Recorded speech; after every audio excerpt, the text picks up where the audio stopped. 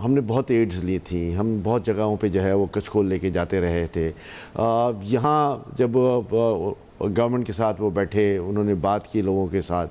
तो वो फिर अपने तौर पे उन्होंने कहा कि मैं सऊदी अरब गया, वहाँ मेरी बादशाह साहब से मुलाकात हुई और उस मुलाकात में उन्होंने कहा कि हमें एड नहीं चाहिए, हमें इन्वेस्टमेंट चाहिए अपनी कंट्री में।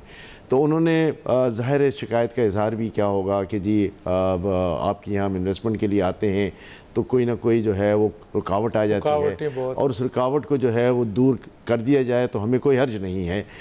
जनरल साहब जो है वो वापस आए, उन्होंने बैठ के तमाम जो हुकूमती आला अहदेदारान थे उनसे बात की और उसके बाद एक मुत्तफ़िक़ा तौर पे SIFC का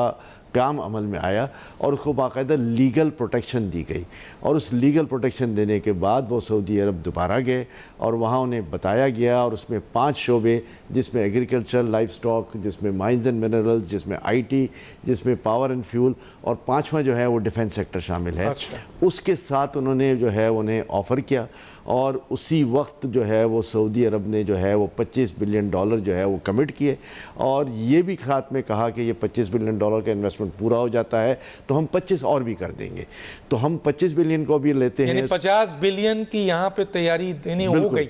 फिर इसके बाद वो UAE गए, UAE से भी उन्होंने $25 बिलियन का कमिटमेंट लिया। ये 25 और 25 50 मिला के जो है वो इस 50 में से $28 बिलियन के इन्होंने MOUs भी साइन कर लिए हैं। अच्छा। मुख्तलिफ शोबों में, जिसमें ज़राअत सर फहरिस्त शामिल है और